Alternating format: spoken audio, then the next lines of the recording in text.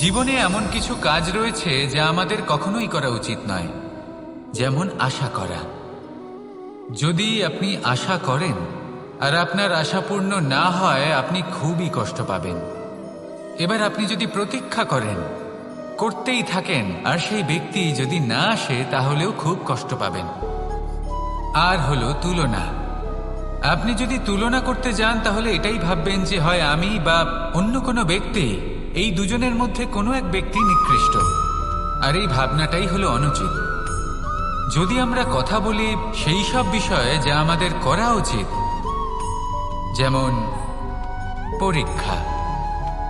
এই পরীক্ষা সবসময় আমাদের আরো সফল করে তোলে, আরো শ্রেষ্ঠ করে তোলে, আরো উৎকৃষ্ট করে তোলে। আসন্ন মহাসংগ্রামের জন্য আমাদের প্রস্তুত করে তোলে এই পরীক্ষা। তাই এই পরীক্ষার থেকে কখনোই পালাবেন না, এর সম্মুখীন হন। আর হলো কর্ম। কর্ম করা কখনোই বন্ধ করবেন না।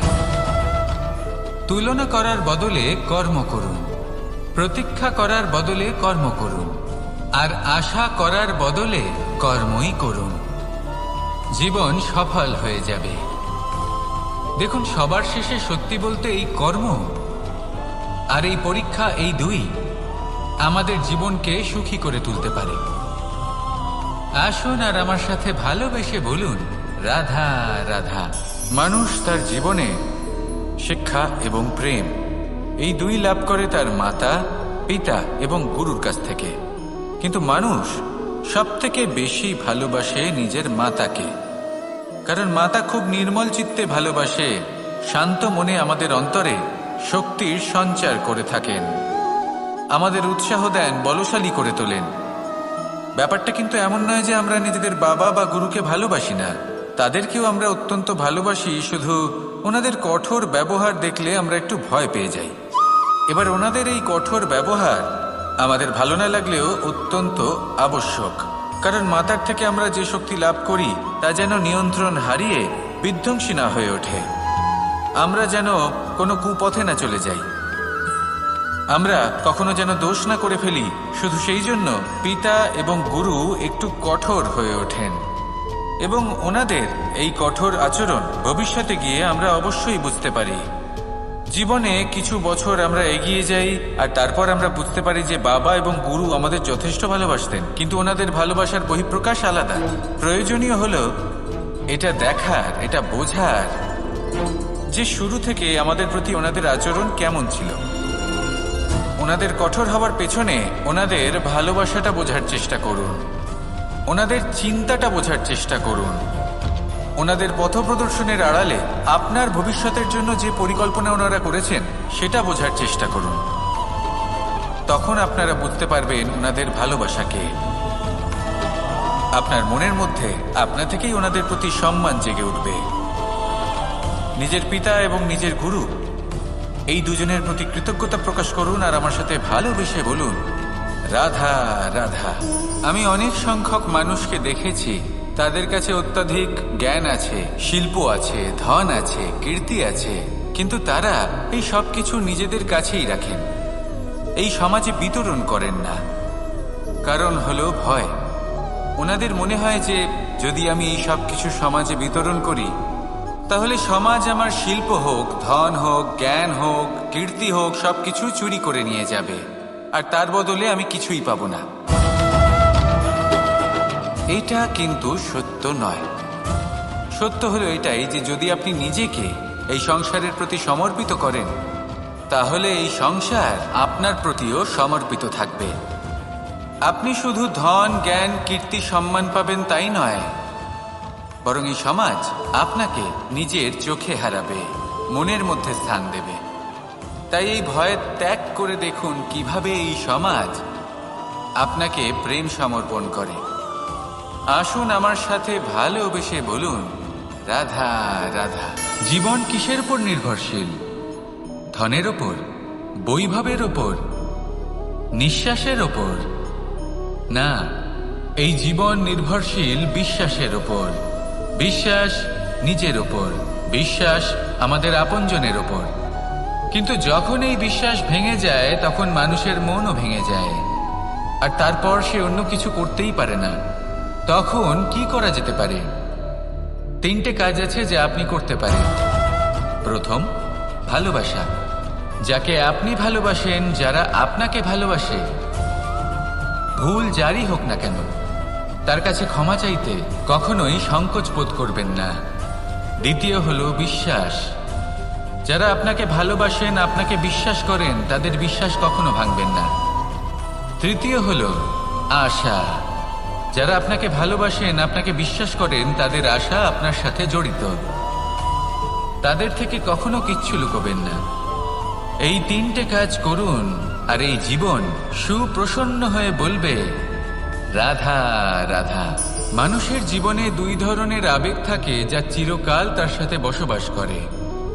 প্রথম, স্বপ্ন। দ্বিতীয়, অজুহাত। মানুষ হাজার হাজার স্বপ্ন দেখতে পারে। আমাকে এই কাজ করতে হবে, আমাকে ওখানে ঘুরতে যেতে হবে, আমার জীবনে এই অসম্ভব কাজ বাস্তবায়িত করে দেখাতে হবে, আদি ইত্যাদি। এবার ঠিক যেমন স্বপ্ন দেখেন, সেইভাবে অজুহাতও খুঁজে নিয়ে আসেন। আমি এই স্বপ্ন পূরণ করতে পারলাম না, কারণ আমাকে কেউ সাহায্যই করল না, কারণ আমি দুর্বল হয়ে পড়েছিলাম, কারণ আমার কাছে সময়ই ছিল না, আদি ইত্যাদি। এবার সাফল্য এবং অসফলতার মাঝখানে এই ধরনের সংঘর্ষ হতে থাকে। সাফল্য তখন লাভ করা সম্ভব যখন আপনার স্বপ্ন আপনার অজুহাতের থেকে অনেক বড় হয়, আর অসফলতা তখন পাবেন যখন আপনার অজুহাত আপনার স্বপ্নের থেকে অনেক বড় হয়। আপনি যদি সাফল্য লাভ করতে চান, তাহলে চেষ্টা করতে থাকুন, পরিশ্রম করুন। যদি অসফল হন, তাহলে ভয়ভীত হওয়ার কোনো প্রয়োজন নেই। নিজের ভুল বুঝুন, তাকে শুধরে নিন, আবার চেষ্টা করুন। কিন্তু যদি নিজের জীবনে অজুহাত নিয়ে আসেন, তখন স্বপ্ন কখনো পূরণ হবে না। আসুন আমার সাথে ভালোবেসে বলুন, রাধা রাধা। ভয়ের সাথে আমরা সবাই পরিচিত, কষ্টও আমরা সবাই পেয়েছি। কখনো কখনো আমরা অসুস্থ হয়ে পড়ি, আর এমন সময় হলে মাতার মমতা, কখনো বাবার স্নেহ, কখনো বন্ধুদের পাশে থাকার অনুভূতি আমাদের রোগ নিরাময়ে সাহায্য করে। কখনো যদি আমরা নিরাশ হয়ে পড়ি, তখন যদি আমাদের কোনো আপনজন আমাদের দুটো ভালো কথা বলে, তখন আমাদের মনোবল বেড়ে যায়। ঠিক তেমন সংসারের এই রঙ্গমঞ্চে যদি আপনি পীড়িত অনুভব করেন, কিছু শুভ কথা আলোচনা করুন, কিছু স্তুতি গান করুন, কিছু মুহূর্তের জন্য হলেও নিজের ইষ্টদেবের কথা স্মরণ করুন আর প্রার্থনা করুন। সাহস বাড়বে, শক্তিও বৃদ্ধি পাবে এবং সামনে এগিয়ে চলার পথও দেখতে পাবেন। তখন এই মন প্রসন্ন হয়ে বলবে, রাধা রাধা। কখনো কখনো অন্ধকারের সাথে লড়াই করার জন্য আমরা প্রদীপ জ্বালাই। এতে প্রথমে সলতে রাখি, তারপর তেল ঢালি, তারপর আগুন জেলে এটা প্রজ্বলিত করি। তারপর একটা সময় আসে যখন এই প্রদীপ নিভে যায়। কারণটা কি? কারণ কি এটা যে প্রদীপের প্রকাশমান হওয়ার ক্ষমতা সমাপ্ত হয়েছে? না, এই যে আগুন আমরা দেখতে পাচ্ছি, এই আগুনের জন্য যে শক্তির প্রয়োজন হয় তা আসে এই তেল থেকে। যদি এই তেল সমাপ্ত হয়ে যায়, তাহলে এই প্রকাশ তাও সমাপ্ত হয়ে যায়। আর আমাদের জীবনে এই তেল হলো আমাদের কর্ম, আর এই আগুন আর এর দ্বারা উৎপন্ন হওয়া প্রকাশ আমাদের ভাগ্য। যত আমাদের কর্ম ক্ষীণ হতে থাকবে, আমাদের ভাগ্য সৌভাগ্য কোথাও না কোথাও লুপ্ত হয়ে যাবে। যে উজ্জ্বল ভবিষ্যৎ আমরা চাইছি, তা কখনো লাভ করতে পারবো না যদি কর্ম না করি। ঠিক যেমন তেল ছাড়া অগ্নি উৎপন্ন হয় না, তেমনি কর্ম ছাড়া সৌভাগ্য হয় না। আর যেমন কর্ম তেমন ভাগ্য। তাই সবসময় কর্ম করতে থাকুন, কর্ম করা থামাবেন না। আর আমার সাথে ভালোবেসে বলুন, রাধা রাধা। জীবনে তিনটি বিষয় আছে, তিনটি বস্তু আছে, তারা যেন আপনাকে কখনো বশে না করে নিতে পারে। প্রথম হলো ধন। ধন যতক্ষণ আপনি ব্যবহার করতে থাকেন, যতক্ষণ তা আপনার কাজে আসছে, ততক্ষণ ঠিক আছে, এই ধন আপনার কাছে অমৃত। কিন্তু যখন এই ধন আপনাকে ব্যবহার করতে শুরু করে, বুঝে যাবেন যে আপনার পতনের সময় শুরু হয়েছে। দ্বিতীয় বিষয়, ফেলে আসা অতীত। যাই করুন আপনি অতীত পাল্টাতে পারবেন না, আর এই সত্যিটা আপনিও জানেন। কিন্তু তাও এর বশবর্তী আমরা হয়ে পড়ি, আর যখন তাই হয় তখন এই সংসারে আমরা যেখানেই যাই না কেন, যত বড়ই সুখ লাভ করি না কেন, সেই সব আমাদের কাছে তিক্ত বলে মনে হয়। তৃতীয় বিষয়, আপনার আশেপাশের মানুষ ভিন্ন ভিন্ন ধরনের মানুষ হয়, যাদের চিন্তা ভাবনা এবং দৃষ্টিভঙ্গি ভিন্ন ভিন্ন প্রকারের। যদি এদের বশবর্তী আপনি হয়ে পড়েন, তাহলে কেউ বলবে এটা করো, এটা ভালো, কেউ বলবে এটা করো না, ওটা করো, ওটা ভালো কাজ, কেউ বলবে এই দুটোই করো না, অন্য কিছু করো। এই কথাগুলিতে আপনি এতটাই জড়িয়ে পড়বেন যে আপনি লক্ষ্যভ্রষ্ট হয়ে পড়বেন। তাই এই 3 বিষয় থেকে সাবধানে থাকবেন। যদি কোনো কিছু বশ করতে হয়, তাহলে আপনাকে বশ করতে হবে আপনার আজকে, নিজের বর্তমানকে। এটা খুব প্রয়োজনীয়। এটা ভাববেন যে এই সময়ের সদ্ব্যবহার আমি কিভাবে করব, সময়কে শাসন কিভাবে করব, ওই কর্ম কিভাবে করব যাতে ভবিষ্যতে কখনো আমার আফসোস না হয়, বরং এই সংসার আমাকে নিয়ে গর্ব করবে, সেই কর্ম করুন।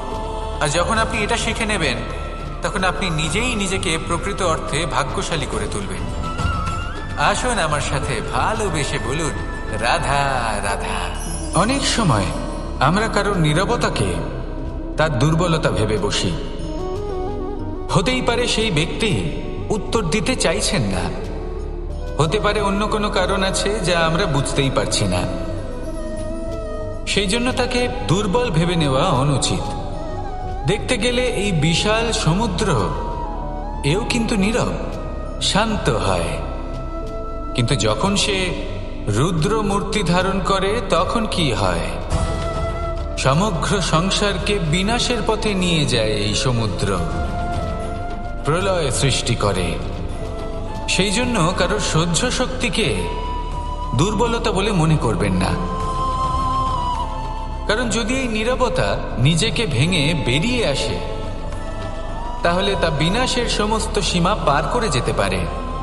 তাই এই নীরবতাকে সবসময় বুঝুন, সবসময় একে সম্মান করতে শিখুন, আর আমার সাথে ভালোবেসে বলুন, রাধা রাধা। কখনো কোনো চাতক পাখিকে দেখেছেন? কথায় আছে যে বছরে মাত্র একবার সে তার তৃষ্ণা মিটিয়ে থাকে, আর তাও আকাশে ভেসে থাকা মেঘের দ্বারা ঘটানো বৃষ্টির জলের ফোঁটা থেকে। আর কোথাও থেকে সে তার তৃষ্ণা পূরণ করে না। সারা বছর সে নিদারুণ গরম সহ্য করে, তীব্র শীতও সহ্য করে, শুধু এই আশা নিয়ে যে বছরে একবার অন্তত সেই মেঘের ঘন ঘটা হবে, বৃষ্টি হবে, আর সে তার তৃষ্ণা নিবারণ করবে। এটা আসলে কি? এটা আসলে বিশ্বাস। সেই বিশ্বাস যে বছরে একবার সেই মেঘ আসবে তৃষ্ণা নিবারণ করতে। যেমন দেখুন, একটা সূর্যমুখী ফুল সারা রাত অন্ধকারের সাথে যুদ্ধ করে, কারণ তার বিশ্বাস যে ভোরবেলায় সূর্য তাকে অবশ্যই দর্শন দেবেন। সেটাও বিশ্বাস ছিল যার উপর ভরসা করে মনু একটা নৌকা নিয়ে বেরিয়ে পড়েছিলেন এবং সমস্ত সৃষ্টিকে প্রলয়ের হাত থেকে বাঁচিয়েছিলেন। সেটাও ছিল ভালোবাসার প্রতি বিশ্বাস, যার উপর ভরসা করে বানর এবং ভাল্লুক সেনা নিয়ে শ্রীরাম আক্রমণ করেছিলেন সমস্ত বরদানপ্রাপ্ত অসুরগণ এবং রাক্ষসগণের লঙ্কায় এবং জয় লাভ করেছিলেন। এই বিশ্বাসই হলো এই বিশ্বের আশা। বিশ্বাস রাখুন যে আপনি হলেন সর্বশ্রেষ্ঠ এবং শুধুই নিজের কর্ম করতে থাকুন। এই বিশ্বাসের আশাই আপনাকে প্রতি মুহূর্তে বল প্রদান করবে। এ হলো আমার বিশ্বাস। আসুন আর আমার সাথে ভালোবেসে বলুন, রাধা রাধা। যোগাসন। যোগাসনে আসন অত্যন্ত গুরুত্বপূর্ণ। এবার আমি বলবো সবথেকে শ্রেষ্ঠ আসন কোনটি। আশ্বাস। নিজেকে আশ্বস্ত করতে থাকুন যে আমি আছি, সব ঠিক হবে, যা হচ্ছে ভালোর জন্য হচ্ছে। এই আশ্বাস আপনাকে জীবনে এমন ধনাত্মক বিশ্বাস দেবে যে আপনি বড় বড় সমস্যার সমাধান করতে পারবেন। এবার যদি কথা বলি সব থেকে কঠিন সময়ের, তাহলে সেটা হলো বিচ্ছেদের। যা মা সীতাকে সহ্য করতে হয়েছে শ্রীরামের জন্য, রাধা কৃষ্ণকেও সহ্য করতে হয়েছে। যে ব্যক্তি বিচ্ছেদের সময় সঠিক পথে চলে এসেছে, সে জীবনে অনেক শ্রেষ্ঠ স্থানে অবশ্যই পৌঁছতে পারবে। এবার যদি কথা বলি সবথেকে জরুরি এবং গুরুত্বপূর্ণ সময়, তাহলে সেটা হলো সংযোগ। সকলকে সাহায্য করতে থাকুন। আপনি অন্যদের সাহায্য করে তাদের যত আনন্দ দিতে পারবেন, ততটাই আনন্দ আপনারও জীবনে অবশ্যই আসবে। আসুন আর আমার সাথে ভালোবেসে বলুন, রাধা রাধা। সংসারে সকলে উঁচুতে উঠতে চায়, কেউ নত হতে চায় না। সবাই এটা মনে করে যে নত হওয়ার অর্থ হলো তাদের আত্মসম্মান এবং অহংবোধের বিরুদ্ধাচরণ করা। তাদের মনে হয় যে যদি আমরা নত হই, সংসার আমাদের দুর্বল মনে করবে, তাদের শৌর্য এবং তাদের ব্যক্তিত্বের অপমান হবে। কিন্তু এটা কি সত্যি? প্রত্যেকবার নত হওয়ার অর্থ কি সম্মানহানি হওয়া? কখনোই নয়। আপনি নিজের জীবনকেই দেখে নিন। আপনার কোনো অমূল্য জিনিস যদি নিচে পড়ে যায়, তাহলে তাকে কিভাবে তোলেন? সেই বস্তুকে তোলার জন্য আপনাকে নত হতেই হবে। আপনি বড়দের আশীর্বাদ কিভাবে লাভ করেন? আপনি নত হয়ে তবেই তাদের আশীর্বাদ লাভ করতে পারেন, তাই না? ভেবে দেখুন, আপনি একটা পথে হাঁটছেন। আপনি দেখতে চাইছেন যে আপনি সঠিক পথে হাঁটছেন কিনা, পায়ের নিচে কাঁটা পড়ে আছে কিনা। কিভাবে দেখবেন? আপনাকে সেই মাথা নত করেই দেখতে হবে। এর অর্থ কি? অর্থ খুব সহজ। প্রত্যেকবার নত হওয়া অনুচিত নয়, সেটা কোনোভাবেই সম্মানহানি নয়। পরিস্থিতি অনুসারে এবং যেখানে প্রয়োজন, আপনি নত হতে শিখে গেলে আপনি অনেক কিছুই লাভ করতে পারবেন। জ্ঞান, মান, গুণ, বিশ্বাস। সেই জন্য প্রয়োজন এবং পরিস্থিতি অনুসারে নত হতে শিখুন। এতে অনুচিত কিছুই নেই। আত্মসম্মান থাকা অত্যন্ত প্রয়োজনীয়, কিন্তু তা যেন কখনো অহংকারে পরিণত না হয়। এই বিষয়ে অবশ্যই নজর রাখবেন এবং আমার সাথে ভালোবেসে বলবেন, রাধা রাধা। আমাদের জীবনে অনেক ধরনের ব্যক্তি এসে থাকেন। কেউ কেউ আমাদের সাথে থেকে যান, কেউ আমাদের থেকে দূরে চলে যান। কেউ ভালো মানুষ হন, কেউ খারাপ মানুষ। কিন্তু আমরা সবসময় সেই সময়টাকে নিয়ে দুঃখ প্রকাশ করি যখন আমাদের জীবনে কোনো খারাপ ব্যক্তি প্রবেশ করেন। তারা আমাদের খারাপ অনুভূতি দেন, দুঃখ দেন, কষ্ট দেন।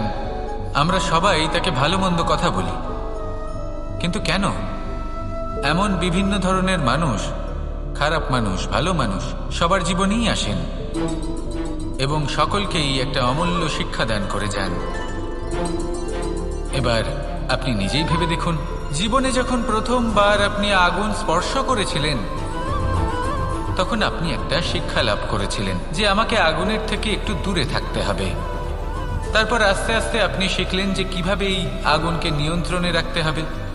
তারপর আপনি শিখলেন যে কিভাবে নিজের জীবনে তাকে প্রয়োগ করতে হবে, তা সে অন্ধকারে প্রকাশ লাভ করার জন্য হোক বা খাবার বানানোর জন্য। সেইভাবেই কোনো খারাপ ব্যক্তি যখন আপনার জীবনে আসে, কোনো শিক্ষা দিয়ে যান, তার প্রতি কৃতজ্ঞ থাকুন। তার বিষয় খারাপ ভাবার বা খারাপ অনুভূতি নিয়ে থাকার কোনো প্রয়োজন নেই। সেই শিক্ষা লাভ করুন, ইতিবাচক মনোভাব নিয়ে জীবনের সামনে এগোতে থাকুন। কেউ নেই যিনি আপনাকে বাধা দিতে পারেন। আসুন আমার সাথে ভালোবেসে বলুন, রাধা রাধা। অনেক সময় আমরা জীবনে অনেক মানুষকে এমন বলতে শুনে থাকি যে আমি অসফল হয়েছি কারণ আমার সময় ভালো যাচ্ছিল না। আমি এই জিনিসটা লাভ করতে চাইছিলাম কিন্তু করতে পারলাম না কারণ আমার সময়টা ভালো যাচ্ছিল না। আমি আমার জীবনে ওই মহান কাজটা করতে চাইছিলাম কিন্তু করতে পারলাম না। কেন? কারণ আমার সময়টা ভালো যাচ্ছিল না। কিন্তু যে মুহূর্তে ভালো সময় আমার জীবনে আসবে, আমি সব কিছু প্রাপ্ত করব। এমন প্রায় প্রত্যেকেই বলেন। আসুন একটা কথা বোঝা যাক। একজন মালিকে দেখুন, সে প্রত্যেক দিন গাছের সেবা করে, তাকে জল দেয়, তার যত্ন আত্তি করে। কেন? প্রত্যেক দিন সেই গাছ ফল দেয় না। সঠিক সময় এলে তবেই সেই গাছ ফল দেয়, কিন্তু প্রত্যেক দিন মালি তার সেবা করে, তাকে যত্ন করে। শুধুমাত্র তখন করে না যখন সেই গাছ ফল দিতে সক্ষম। আর যদি মালি গাছের যত্ন প্রতিদিন না করে তাহলে হয়তো সেই গাছ ফল দিতেই পারবে না। এটাই হলো আমাদের জন্য একটা শিক্ষা। যখন সময় আমাদের জন্য অপেক্ষা করে না, তখন আপনি সময়ের জন্য কেন অপেক্ষা করছেন? ভালো সময়ের জন্য অপেক্ষা করবেন না। ভালো এবং শুভ কর্ম দ্বারা ভালো সময়কে নিজের কাছে টেনে আনুন। নিরন্তর কর্ম করুন, পরিশ্রম করতে থাকুন। শুভ সময় আপনা থেকেই আপনার কাছে আসবে। আসুন আমার সাথে ভালোবেসে বলুন, রাধা রাধা।